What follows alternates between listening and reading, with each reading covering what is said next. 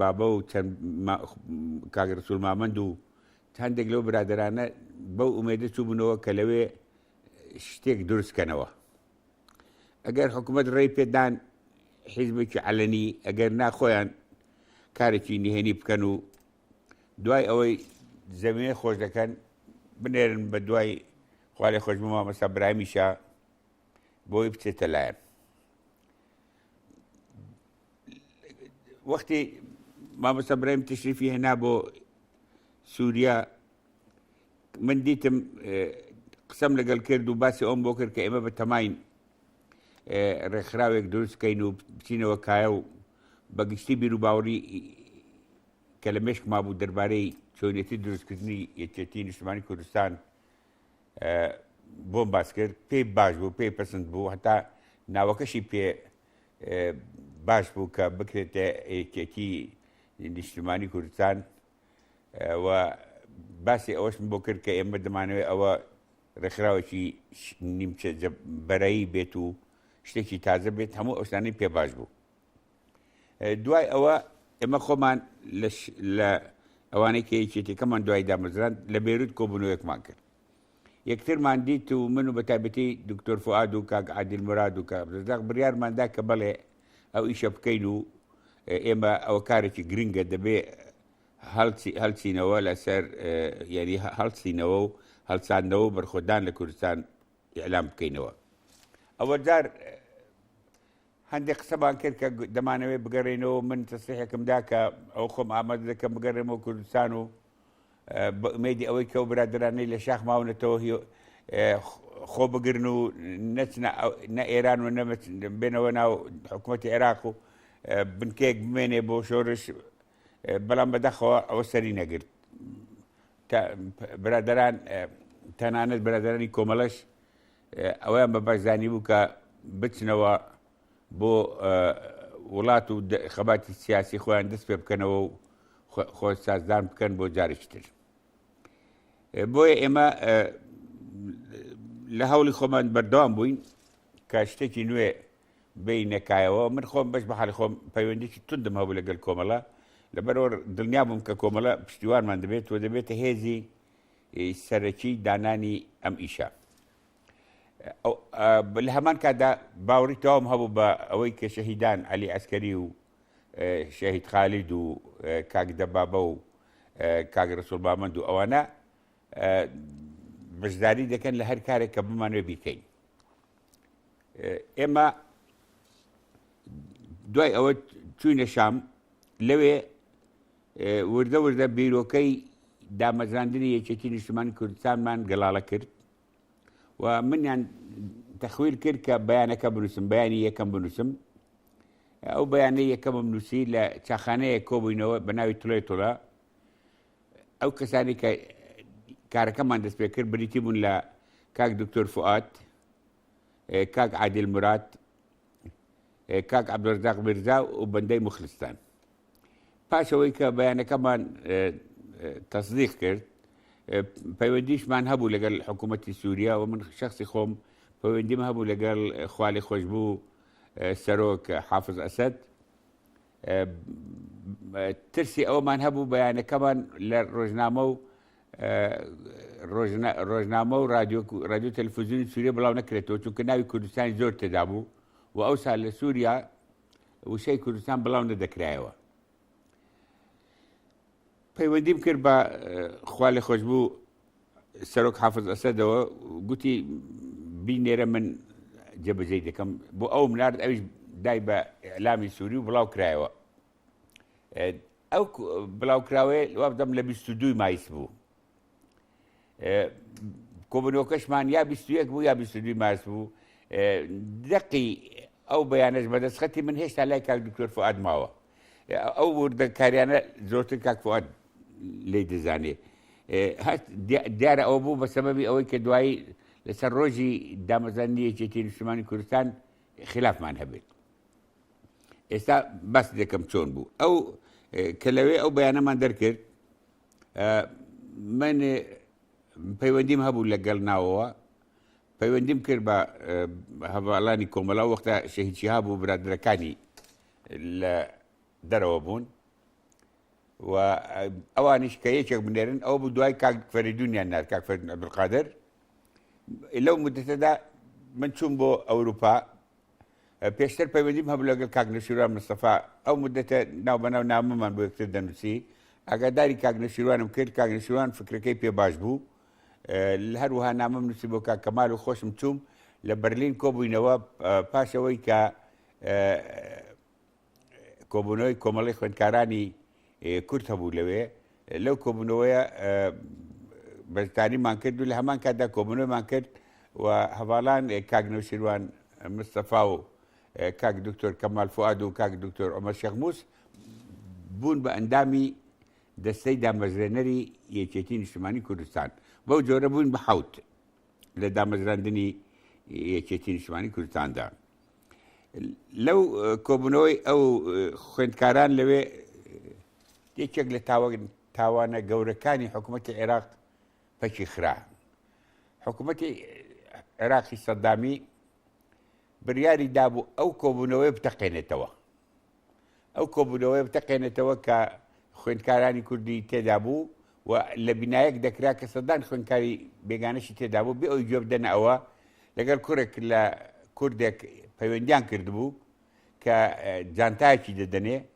ئەو جانتایە بباتە کۆبوونەوەکە و لەوێ بتەقێتەوە خۆی بێتە دەرێ ئەم کوڕە کوردپەروەر بووە خەبەری برادرانی کوردپەروەر دەدا ئەوانیش خەبەری پۆلیسی ئەڵمانیای بەرلینی غەربی دەدەن پۆلیسی بەرلینی غەربیش دەڵێ باشە پێیان بڵێن باشە و ئێمە چاوەدێری دەکەین کە دێ جانتاکە تەسلیمکە دەیگرین وا دەکەن ئەوانە خۆیان دەکەنە کەناس و ئیشکەر و لەوێ ئەو پۆلیسی نهێنی بەرلینی غەربی ئەو ڕۆژەی ئەو دیپلۆماتای عێراقی لە بەرلینی ڕۆژهەڵاتەوە دێ جانتاکەی پێیە طبعا کوردەکەی خۆشمان خەبەری داوە کە دێت دەچێت کە تەسلیمی دەکەن ئەو کرێکار و کەناس و شتانە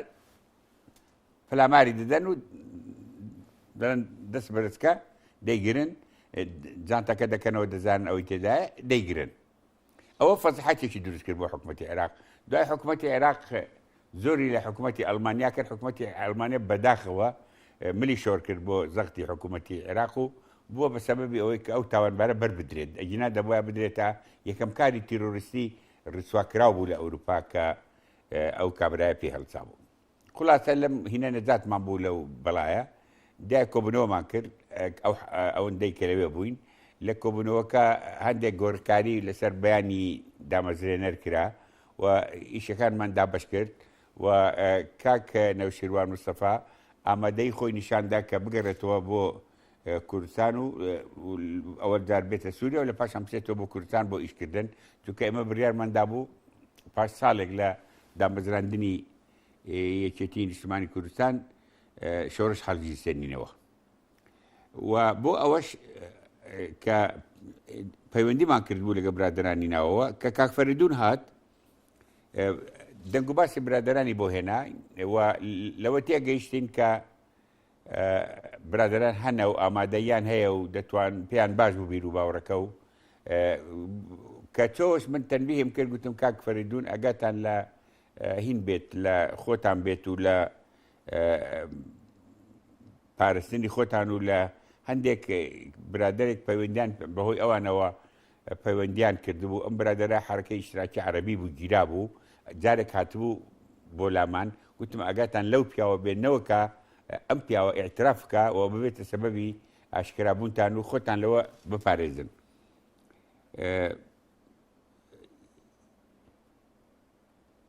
ئەو مێژوە بۆ کاک فەریدون ئەوان بەجێ دێڵم چی بەسەر هات بەڵام بەداخەوە ئەوە نەکرا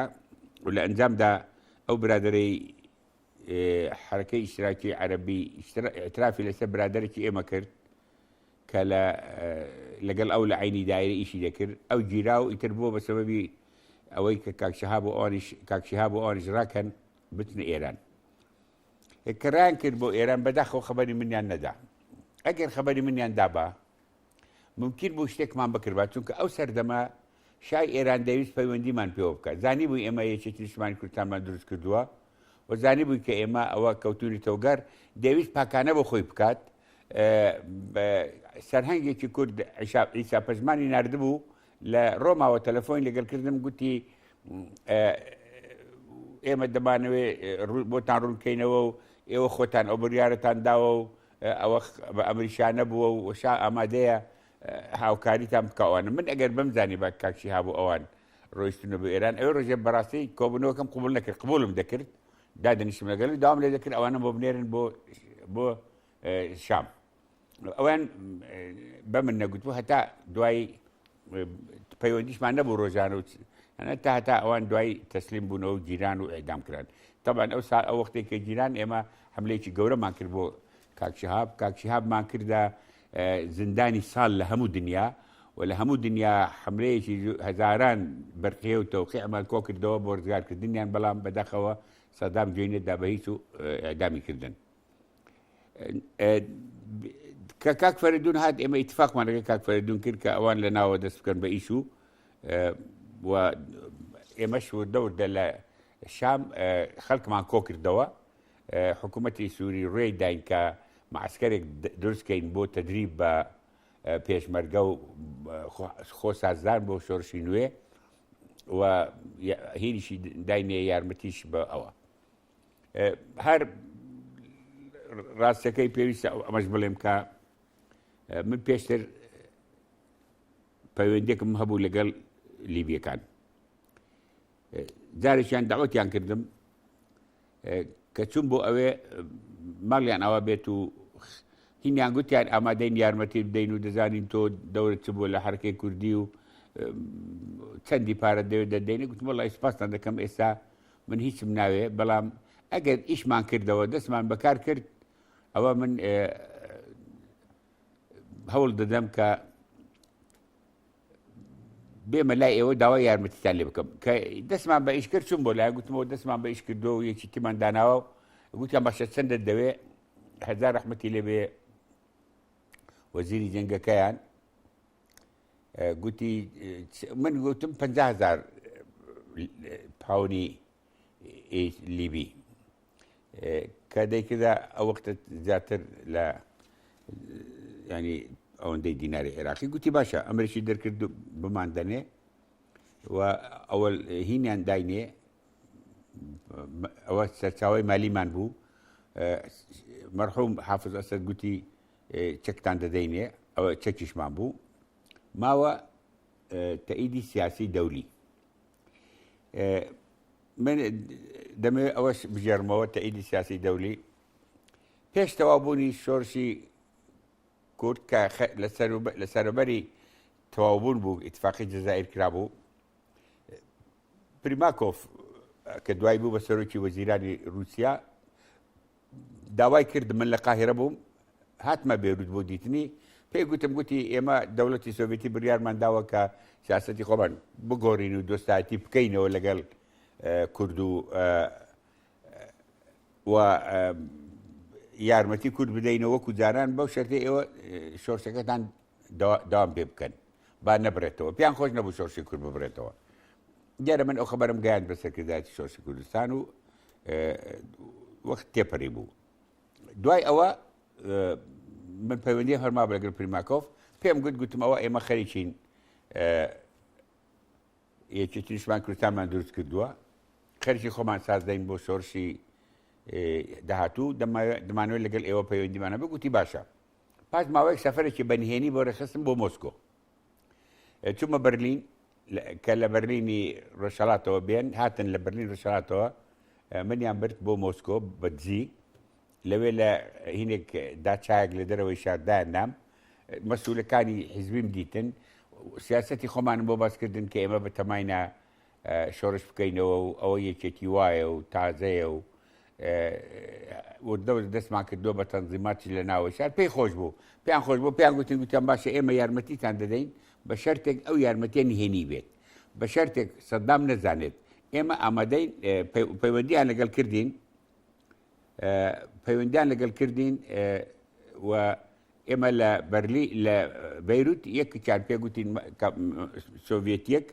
کە نوێنەری ئێمە ببینێت ناو بەناو و بەڵێنی یارمەتیشان پێداین. زۆر بەداخەوە ئەوە ئاشکرا بوو ئەو پەیوەندی دوای باسی دەکەم جاسوسێک کە بوو لە ناوماندا جاسوسی حکوومەتی عێراق بوو ئەو شتانەی هەموو گەیاندبوو بە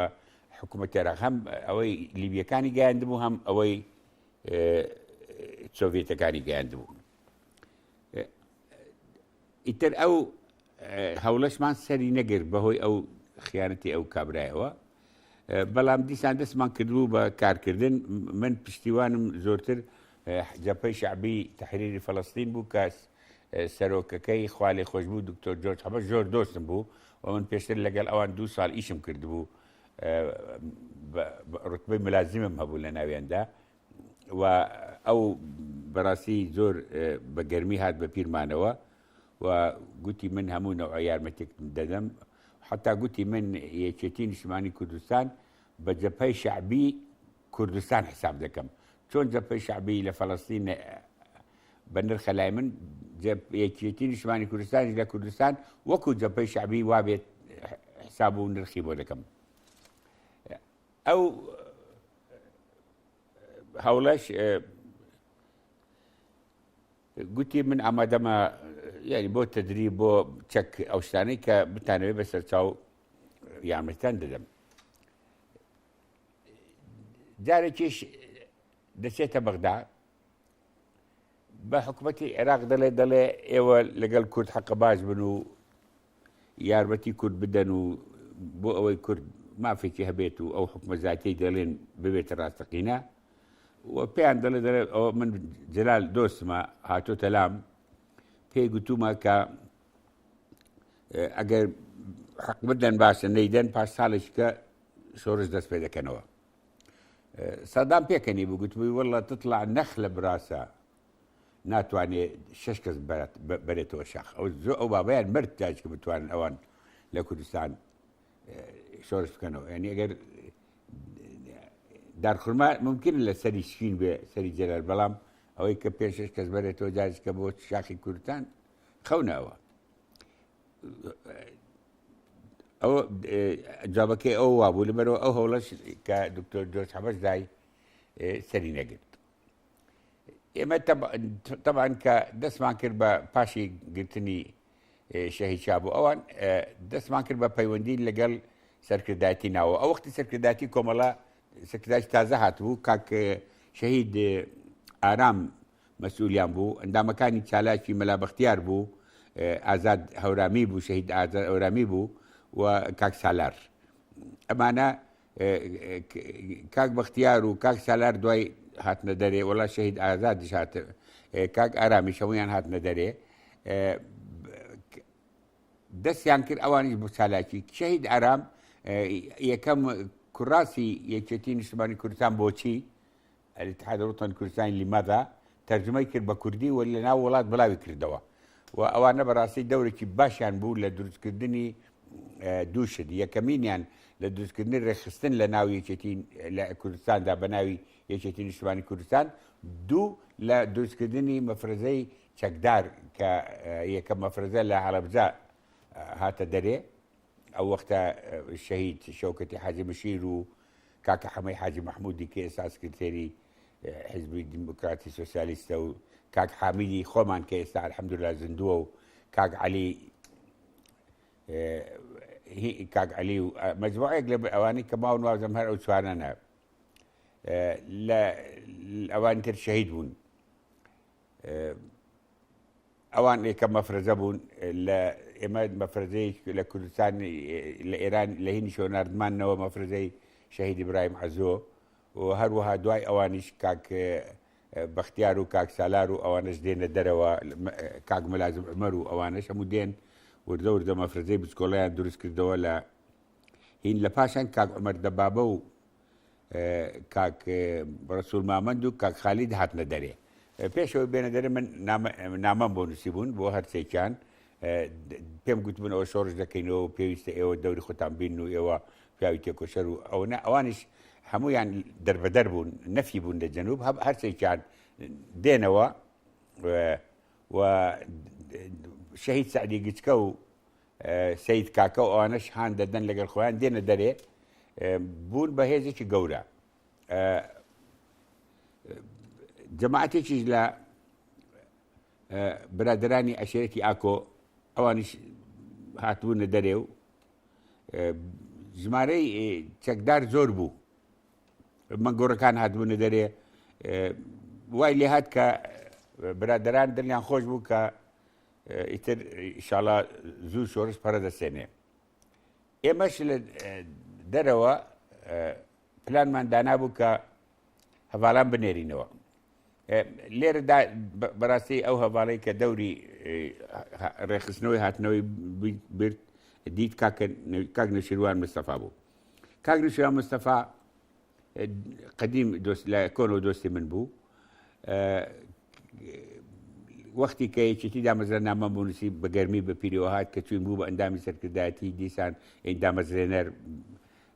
چالاک بوو پاشان بەڕاستی کە پێویستمان بۆ گەڕانەوە بگوتی من دەگەڕێمەوە هەرچەندە ئاخر ساڵی دکتۆرای بوو حتا هەندێک لە دکتۆرەکەی نووسی بوو کە وازی لەوانە هەموو هێناوە هاتەوە بۆ سووریا لە قامیشلی مەفرەزەکانی هین دەکردووە لەگەڵیان هاتەوە بۆ ناو تووشکیادا هاتەوە بۆ کوردستانی عێراق ئەوەی یەکەم ئینی سەرکردایەتی بوو کە کرایەوە بۆ ناوەوە لە دەستەی دامەزرێنەر لە پاشان ئەو برادرانە داوای منیان کرد کە منیش بگەڕێمەوە پاش ماوەیەک یعنی ساڵێک تێپەڕی بوو لەسەر دامەزراندنی یەکێتی نیشتیمانی کوردستان حتا لەبیرمە کاک نەوشیروان نامەیەکی بۆ نووسیبووم دەڵێ مام جەلال لەسەر هیچ خۆت تەئجیر مەکە لەسەر پارە لەسەر وەرەوە ئیشمان پێتە خۆت بیتەوە بە پەلا منیش بەڕاستی لە بەیروت بووم دایکی بافڵم بردبوو بۆ مستەشفا قوبات بەڕێوە ببێت گوتی ئیزنم لە هێرۆش خواست گوتی بڕۆوە قەیناکە هاتم بەجێم هێشت لەکن دایکی و ئەو کاک دکتۆر لەتیفە لەگەڵیمانەوە چوومە ڕۆما لە ڕۆما چوومە ئەستەمبول لە ئەستەمبول بە تەما بووم کاک حەسەن شەید حەسەن کوێستانی لەگەر شەهید نەجمەدین بووکەیە چاونۆڕم بکەن ئەو ڕۆژە نازم لەبەر چ سەبەبێک لە فڕۆکەخانە نەبوون منیش چوومە ئوتێلێک بەڵام ناوی مەحامیکی کوردیان دابوومێ کە بچم ئەدرێسیان دابوومێ چوون بۆ لای ئەو پیاوە تەبان ئەو پیاوە کوردی باش شتێک دەگەیشتی نا ئینگلیزی زانی منیش بە فەڕەنسی شەڕەکەی خۆم قسەم لەگەڵ کرد ئەو فەڕەنسی زانی تێم گەیان کە من ئەو دۆستەکەی نەجمەدین بیوکەیە و هاتوومە گوتی وەڵا بەیانی لێرە بوو نەجمەدین بیوکەیە بەڵام نازانم قەولشە بێتەوە دەگوتم پێی بڵێ دۆستەکەت هاتووە لە فلان وتێرە گوتی باشە ئاخوازم لێ کرد ئەو نەیناسی من کێمە لە هاتم دەگەرامەوە لەسەر پردێک تووشی شەهید حەسەن کوێستانی شەهید حەسەن خۆشناو و شەهید نەجمەدین بیوکەیە بووم وەڵا پاش چاک و چۆنیشتووە هاتن لەگەڵم جێەکان بۆ گۆڕیم و بردیمیانە ئوتێرێکی تر و لەوێ ماینەوە لەوێ لە ئەستەمبولەوە بە ئۆتۆمبیل هاتین بە پاسی سەفەری بەرەو سنوور هاتینە ئەنقەرە لە ئەنقەرە یەک دوو ڕۆژ ماینەوە هەندێک لە کوردە ناودارەکانی یەکێک لەوانە مامۆستا کەمال بورقایم دیت بە ناوی سەرەکی خۆمەوە قسەم لەگەڵ کردووە پێم گوت کە ئێمە دەچینەوە شۆڕش دەکەین شۆڕش کراوەوە لەو بابەتە ئەو وەختە جەماعەتێکیش هەبوون پێیان دەگوتن دەکەدا ئەوانیش دۆستایەتی ئێمەیان دەکرد لە ئەنقەرەوە هاتین بۆ دیاربەکر لە دیاربەکر لە ماڵی کاک عومەر چەتین بووین کە لێپرسراوی ئەو ڕێکخراوەی دەکە دەبوو لەوێ شەوێک لەوێ ماینەوە سبەینی ئەوان هەموو لەگەڵم هاتن ماڵیان ئاوا بێت بە دوو ئۆتۆمۆبیل لەگەڵم هاتن بۆ وان لەوانیش بردمیانە ماڵی برادەرێکی خۆیان وابزانم ناوی عەلیشێر بوو لەوێ پاشی ئەوەی کە شەوێکی لەوێ بوو ڕۆژی دوم بەرەکەوتین بەرەو ماسێرۆ بۆ سەر سنووری کوردستانی عێراق و تورکیا و ئێران سێ سوچەکە لەوێ کە ئەوەل جار تووشی کاک بەختیار و کاک بەختیارم نەدی بوو ئەوە جار لەوێ دیتم هەروەها کاک ڕەسوڵ محەممەدیشم دیت لەوێ لەگەڵ بوو ئەوان دەچوون بۆ دەرەوە بۆ سووریا و ئەوانە چاکە منیش نەختێکی کەی پێچوو کاک نەوشیروان هاتوو بە پیرمەوە لەگەڵم هاتەوە بۆ ناوەوە هەورازێک بوو پێکەوە هەڵدەگەڕای منیش حاڵم شەر بوو لە هەورازە کاگرسیروان گوتی مام جەلال وڵا بەخێر بیتەوە ئەگەر ئەو برادەرانە لە شکست نەبان ئێستا ئیشەکەیان لە شکستە خەڵک تەسلیم دەبێتەوە و دەڕواتەوە و ئیشەکە ڕوو لە شکستە لە شکست نەبا پێم دەگوتی بگەڕێینەوە گوت چونکە فقط ناومان یەکە لەگەر برادەرانی ناوەوە نەبیر و باوەڕمان لە سیاسەتمان نەبۆ چونمان وەکو یەکە گوتی بەڵام ئێستا چونکە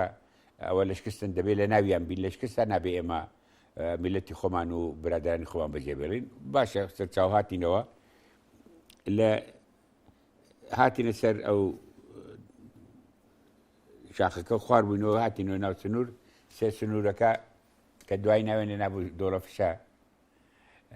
لەوێ بووین برادرانی ناوەش هاتبوون لەوێ کۆبوونەوەمان کرد بۆ یەکەم جار سەرکردایەتیمان دانا سەرکردایەتی ناوەوە و سەرکردایەتی سکرتێری گشتیمان هەڵبژار منیان هەڵبژار بە سکرتێری گشتی و کاک شەهید عەلی ئەسکەری بە فەرماندەی گشتی هێزی پێشمەرگەی کوردستان تا ئەو ڕۆژە ئێمە سکرتێری هینمان نەبوو لە دەرەوە هەر دەستەی دامەزرێنەر هەموو پێکەوە ئیشمان دەکرد و هیچ کەسێک سکرتێری یەکەم و دووەممان نەبوو لەوێ ئەو بڕیارە درا و لەوێ کۆمەڵێک ناکۆچی هاتە بینمان و قرە و بڕە و شت ڕوویدا و نەتیجەکەی ماینەوە هەتا من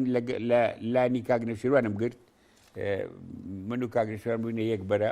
دوایە وردە وردە بینمان چاک بۆەوە و پێکاتینەوە بریارماندا تەوزیع بین بینەوە بچینەوە بۆ شوێنەکانی جیاجیا لەو برادرانی کە لە بیرمە کە لەوێ بوون کاگنەشیروان بوو شەهید عەلی ئەسکەری تەبەن گوتم شەهید عەلی ئەسکەری لەوێ بوو کاک نەوشیروان لەوێ بوو کاک سالار لەوێ بوو کاک بەختیار لەوێ بوو هەندێک برادە هەڤاڵی تریش لەوێ بوون کە کاک سەید دلێر لەوێ بوو یەکەم جار ئەویشم لەوێ دیت وردە وردە دوایی هاتینەوە بۆ ناوەوەی وڵات کە گەیشتینەوە ناوەوەی وڵات وە زەمان خراپ بوو لە تەسلیمبوونە بوو خەڵک لە تەسلیمبوونەوە بوو شۆڕش لە کزبوون بوو بەڵام ئێمە بڕیارماندا کە بیژێنینەوە و هەڵچینەوە لە نۆکان ماوەیەک ماینەوە لە پاشە حکوومەتی ئێران هات دەریکردین لەوێ گوتی نابێت لێرە بنەوە خاکی ئێمەیە چونێ تووژەڵا هات لەوێش دەریکردین گوتی ئەوە جێی ئێمەیە پێشتر ئێمە لە قەندیل بووین لە قەندیل بووین لە قەندیل تازە کارەساتی هەکاری ڕوویدا بوو من حەزەکەم بەسی چۆنێتی ئەوەشتان بۆ بکەم ئەو برادرانەی کە بۆ کارەساتی هەکاری دیارە دراسەتی تایبەتی دەوێت تەنها ئەوەی ئێمە وەختی خۆی کە ئەو برادرانە لە قەندیل بووین کە بڕیار درا بچن بۆ ئەوێ و تەنها کاک دکتۆر مەحموود تەنبیهی کردن گوتی وریابن وا بچن کە تووشی شەڕ دێن پشتی لێ مەکەنەوە منیش پێم گوتن کە تورکە حەرەشەیەکی ناردبوو پێشتر بەهۆی مەرحوم عیزەدین قۆجەوە عیزەدین قۆجەوە تورکمانێک بوو لە کەرکووک هیچێک لەسەر پیاوە ناسراوەکانی تورکمانی کەرکووک بوو لە لەندەن دۆستمان بوو لە شام دۆستمان بوو پێی گوتم گوتی من لە تورکیا بوومە پێیان گوتومە ئەگەر هێزی یەکێتی بەناو ئێوەدا تێپەڕێ لە ناویان دەبین لەبەرەوە گوتی تکایە ئەوەتان ئاگا لێ بێ کە بەناو تورکیادا مەچن ئەجینا تورک و جاشەکانی سەر بە تورکیا لێتان دەدەن خلاصە کارەساتەکە قەوما بوون ئێمەش لە هین بووین لە دۆڵە نییە بووین کە لە دۆڵە نییە بووین درەنگ زانیمان کارتە قەوماوە بەڵام لەوێ زانیمان دۆڵە نییە ئەو دیوی قەندیلە بەشی ئێران حکوومەتی ئێران دەیزانی لەوێ ناو بەناو بە هەلیۆکەپتەر لێدای هەلیۆکەپتەر لێدای ڕۆژێکیان بریارماندا لەوێ دەرچین بەڵام ئەو وەختە ئێمە 42 کەس مابووین نیوەمان بێچەک بووین بچین پەیوەندیمان لەگەڵ ناو شار پچرا بوو لەو مەفرەزانەی کە زیندوو مابوون تەنها مەفرەزەیەک بوو کە کاک مەلا بەختیار قیادەی دەکرد و چالاک بوو دەهات و دەچوو لە هەورامان و تا دەشتی کۆیە دەهات و دەچوو دەمانەوێت هەڵچینەوە سەر لە نوێ ڕۆژێک هەراسانیان کردبووین هەلیۆکۆپتەری ئێرانی هەراسانی کردبووین ڕۆژێک کاک نەوشیروان منی جیا کردەوە دا من ئەو شتێ ئەو یەکێک لەو شتانی کاک نەوشیروانە قەت لەبیرم ناچێت و هەر جارێک هەر شتێکی سەلبیش ببیم ئەو چاکەیەم دێتەوە بەرچاو سەلبیەکە دەسڕێتەوە لە بەرچاو کاک نەوشیروان هات منی جیا کردەوە گوتی مام جەلال پێ دوایە من تۆم خۆش لەوێ گوتم ئاخ پێ دوایە من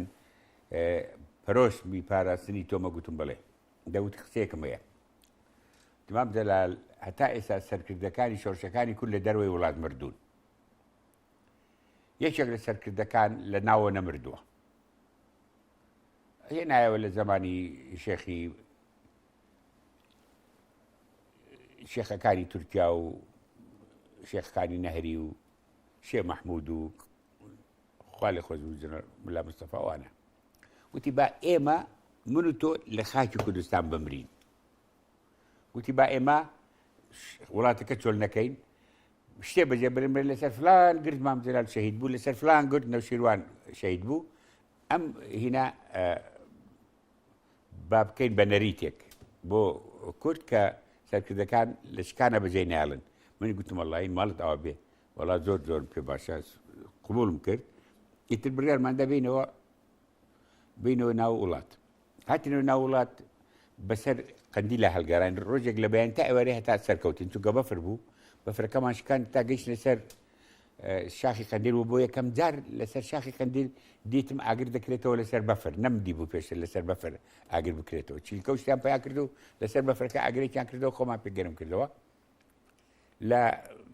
ئێوارە داهات چونکە ئەو لەو منتیقەیە هەموو ڕەبای جێشی عێراقی لێبوو جاشی لێبوو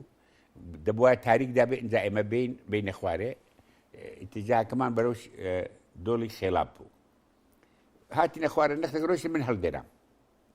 من هەڵدێرام دکتۆر مەحموود بە دوامایە هات ماڵی ئەوە بێ دکتۆر مەحموود ئەو چاکەی لەسەرمەیە بە دوام داهات گوتنەوە کا بکەوێت دەستی بشکێش قاچی بشێ بمگرێتەوە ئێنی یارمەتی میدا کە دکتۆرە وەڵا گاشەبەردێک هەردووکمانی گرتەوە لە نیوەی شاخەکە بەڵام جارەوە دارێکی هەڵگەڕێەوە زۆر ناخۆش بوو هەرچۆنێک بێت بەو شەوە ڕۆیشتین گەیشتنە دۆڵی خێڵاب گەیشتنە دۆڵی خێڵاب هیچمان نییە نە پارەمان هەیە نە خواردنمان هەیە نە شتێکمان هەیە پێشمەرگە بڵاو بوونەوە بۆ کۆکردنەوەی شتێک لە قاچێکی زۆر لێ بوو بۆ یەکەم جار لە تاریخی خۆما لە تاریخی ژیانی خۆما ئەو قاچکە گەورانەم دیت قاچی زۆر گەورە کە ئەوەندە پان و گەور و ئەستور و وەڵا هێنایان دەما خوارد بەڵام چۆنمان دەخوارد نە خوێمان هەبوو نە مەنجەڵمان هەبوو نە ڕۆنمان هەبوو دەمان برژاند و دەما خوارد پێشتر دەمەوێت جوامێرێکی قادر خەباز بجێڕمە قادر خەبازی چێکە لە پێشمەرگە ئازاکانی شۆڕشی نوێ قادر خەبات ئێمە لە دۆڵەنیە بووین ناردبوومان بۆ ناو ئێران نانمان بۆ بێنێ وەختێک هاتەوە دوو کەسێکە خۆی بوو دوو نانیان پێما بوو یەگوتم دە قار ئەمە دوو نان چ لێ بکەین گوتی مامە چایەکەم دەنێ و چا هەبوو گوتی چایەکەم بدەنێ و دەڕۆمەوەش عێلاجتان بۆ دەکەم وەڵات چایەکمان دایە و ڕۆیشتەوە قادر خەبات دەچێتە ئەوێ دەگەڕێت لەوێ تووشی مێگە لە مەرەک دەبێ خاوەنەکەی حاجیەک دەبێت لە ناوێ دەبێت دەستە لای حاجەکە دەڵێ مام حاجی ئەم سات زەکاتت داوە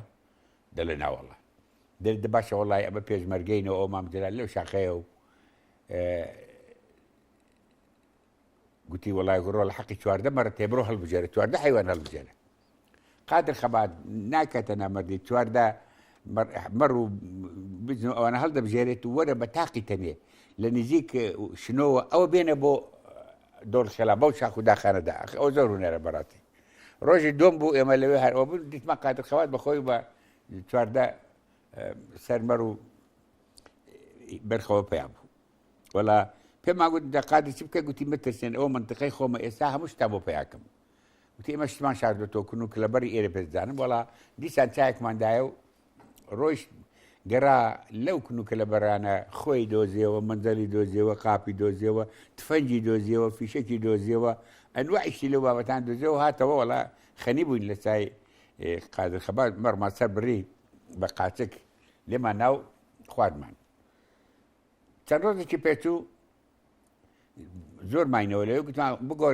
بگوازینەوە بۆ دۆڵی سەرشەخان لەو دۆڵەکەی ترە. کاک نەوشیروان مستەفا تاقمێک پێشمەرگەی لەگەڵ خۆی هەڵگرت، گوتی دەچم تەفتیشی دەکەم و جواتان بۆ دەنێرمەوە بزانین ئەگەر ینی حکوومەت و جاسوستی لێ نەبێت. ئێمە ئەوارە بۆ بەڕێ کەوتبووین لە ڕێ تووشی وەڵا نمایندەی نێردراوی کاک نەوشیروان بووین، گوتی وەڵا کاک نەوشیروان دەرێ لەسەر شێخان چرایەک دەسووتێ جەماعەتێک لەوێنە ڕەنگە جاش بن،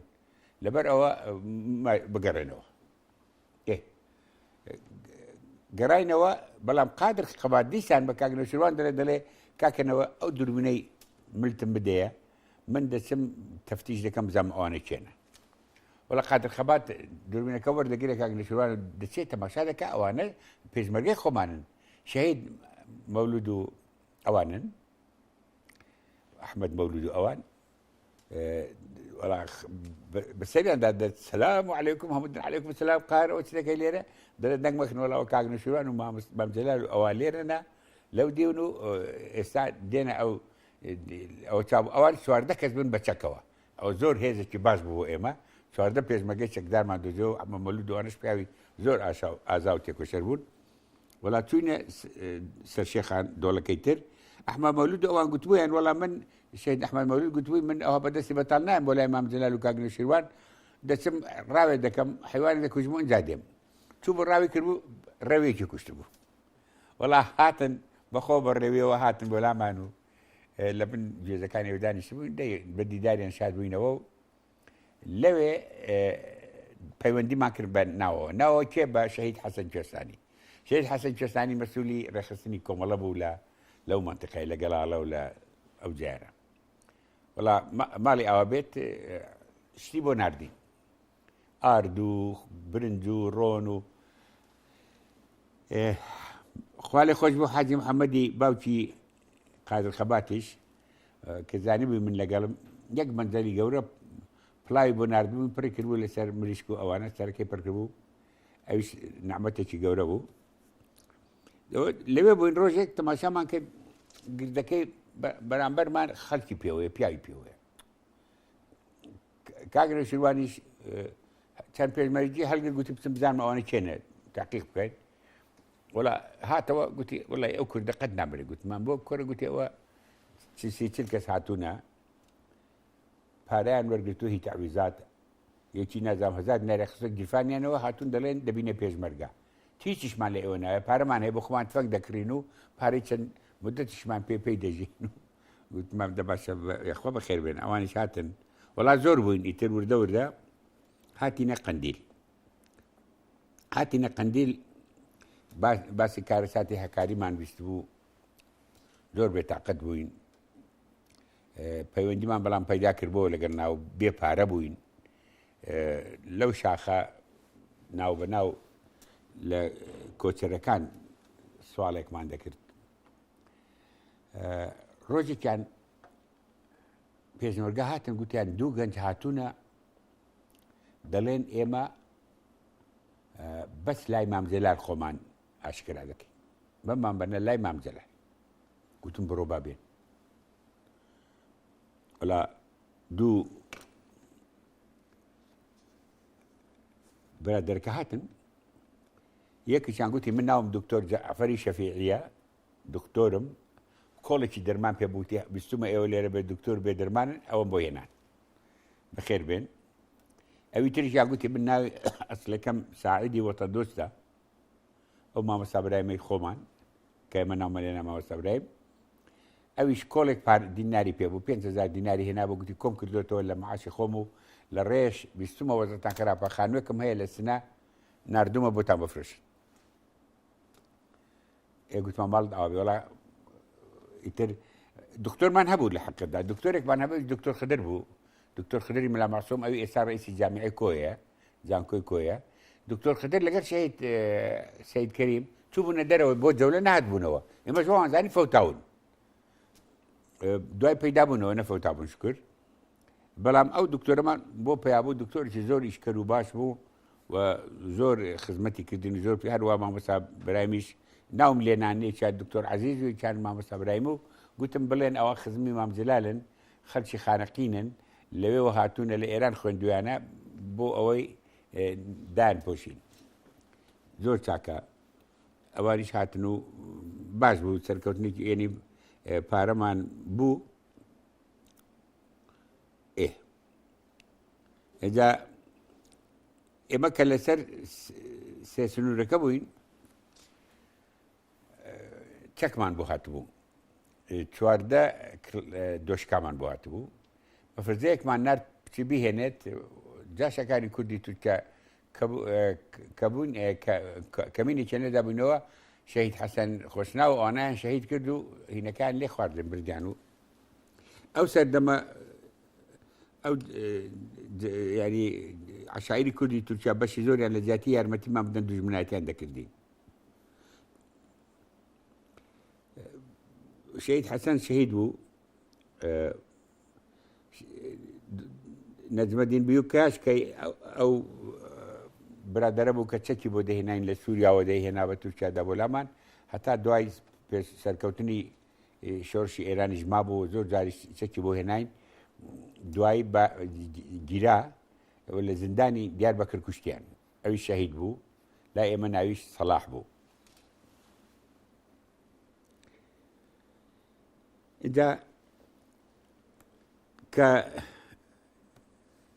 وەختە بوو زستاندا بێ چ بکەین لە شاخچتر ئینسان لە قەندیل نەیەتوانێ بژێ هاتینە خوارێ چوینە نۆکان تورکات ئێران هاتە سەرما گوتین ئەوە خاکی ئێرانە دەبێ بڕۆن ڕۆیشتین چوینە توژەڵێ هاتن گوتیان ئەوەش خاکی ئێرانە گوتمان ئیتفاق گوتیانەوە بەهۆی ئیتفاقی جەزائیرەوە بۆتەوە خاکی ئێران لەوێش دەریان کردین ئیتر هاتینە ناوزەنگ بە ناچاری لە ناوزەنگ دامان کوتا داماننا لێ گوتمان بە ئەو ساڵ لێرە بین بزانین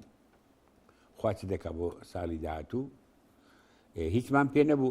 ینی خانوومان نەبوو چادرمان نەبوو یەک چادری بچکۆڵەمان هەبوو هیچ کاک دکتۆر مەحموود بوو لەگەڵ ژوورێکمان دروست کرد بە هین کە تێدا بین هەمومان زستانەکە ئەو ژوورە ساڵی داهاتوو کردمانە تەویلەخانەی ئێسرەکە ئەوەندە باش بوو ئەنجا ساپیرەکەی کورد بوو مامۆستا برایم کەڵەگەتە هەموو دارێک چارەسا سەری لێدا ئێمە نا ئێمەدا هین دەبووین ئەو ساڵە لە نۆکان لە هین لە زەڵێ باینەوە وەردە وەردە پەرەمان ساندەوە و پەیوەندیمان بە شارەوە کرد و برادرانی شۆڕژێران و برادرانی کۆمەڵە و ئەوانە لێمان کۆبوونەوە زیاد بووین دەستمان کردەوە بە خۆ ساددانەوە و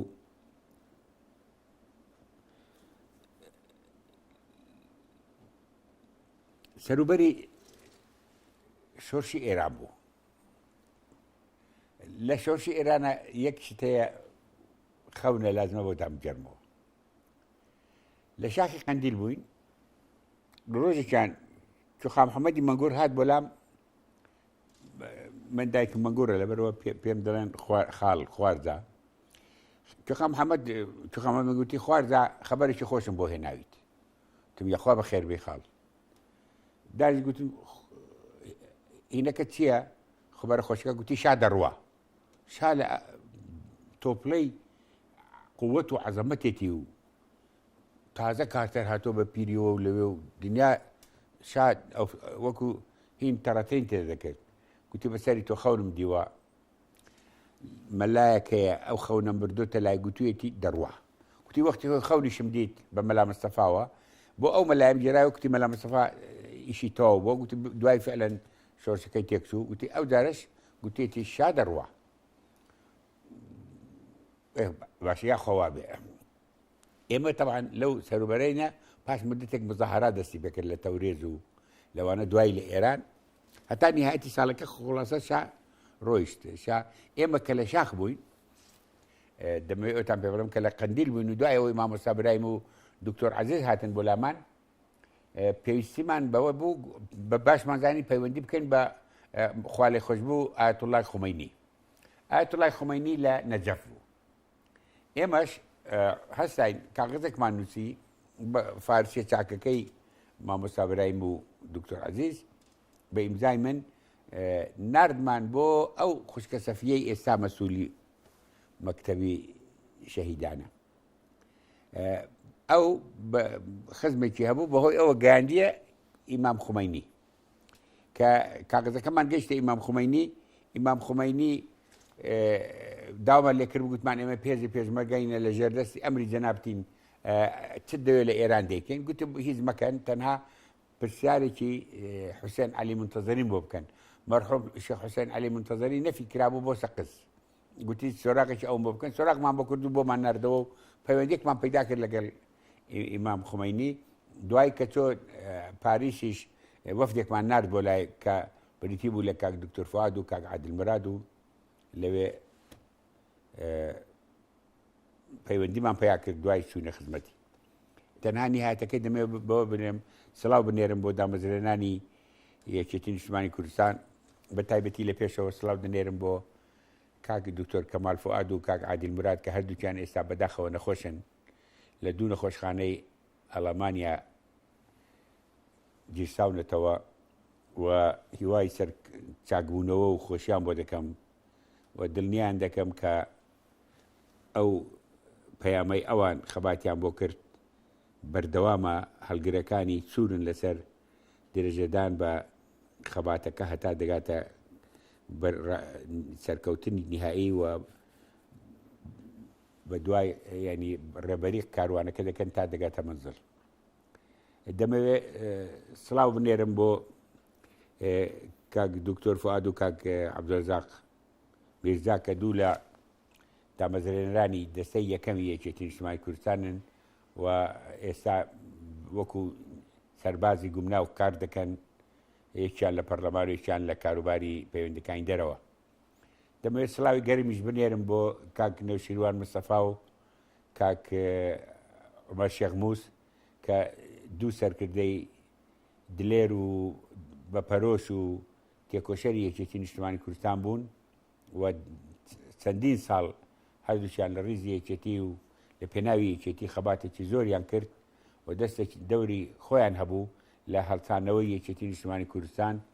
لە بوژاندنەوەی لە گەیاندنی بەو پلەی کە لە پاش ڕاپەڕینە هاتەوە سەر سەرکەوتنەکان و لە گفتەگۆی داهاتوومدا لایەنە باشەکانیان باز دەکەم ئینشاءڵڵا حەقی خۆیان دەدەمێ کە ئەوانیش لەو یەکێتیەدا بەشدارن، لەو سەرکەوتنەدا بەشدارن و دەوریان هەبووە. ئێستا کاک نەوشیروان سەرۆکایەتی گۆڕان دەکات و کاک عومەر شێخموسیش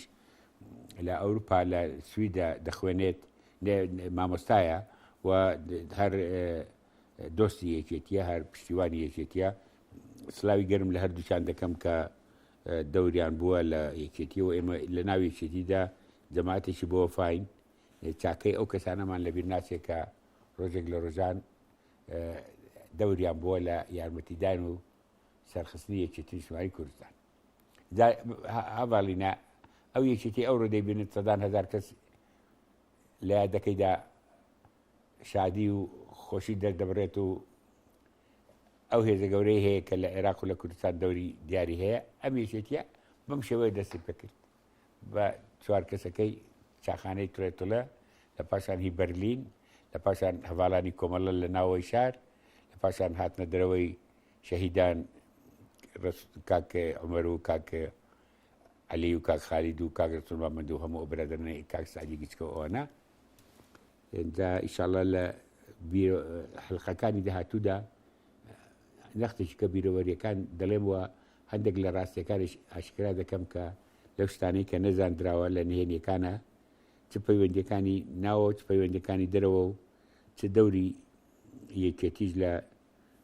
جەبهە و لە هاوکاریەکانی عێراقی. ئیتر جاریشتر پیرۆزبایی لە